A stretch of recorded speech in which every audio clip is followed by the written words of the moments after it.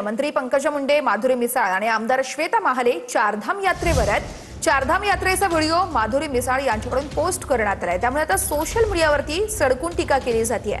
एकीकडे मोदींच्या काटकसरीचं आवाहन आणि त्यानंतर देखील आता इथं यात्रेवरती गेलेली ही पोस्ट बघून सोशल मीडियावरती सडकून टीका केली जाते। बेशिस्त पक्ष म्हणून त्यांच्याकडे पाहिलं जातंय असं मला वाटतंय। माननीय देशाचे पंतप्रधान जेव्हा एखादी गोष्ट सांगतात तर त्यावेळेला उलट जनता त्याच्यावरती थोडाफार विचार करते, पण त्यांच्याच पक्षातले वरिष्ठ सगळेच असे बेताल वागायला लागले तर जनता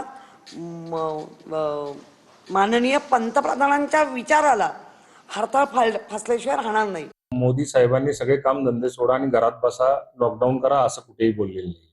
त्यांनी एक प्रकारचं लोकप्रतिनिधींबरोबर जनतेलाही आवाहन केलेलं आहे की आपण या सगळ्या गोष्टी पाळल्या पाहिजे, आपण त्याच्यामध्ये बचत करण्याचा प्रयत्न केला पाहिजे।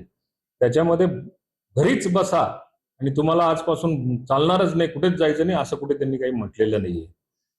ज्या आवश्यक गोष्टी असतील त्या कराव्या लागतील आणि त्या केल्याही पाहिजे। आणि त्यात लोकप्रतिनिधी कुठल्याही पक्षाचा असेल तर ती एक त्याची प्रथम जबाबदारी आहे, म्हणून त्याने ते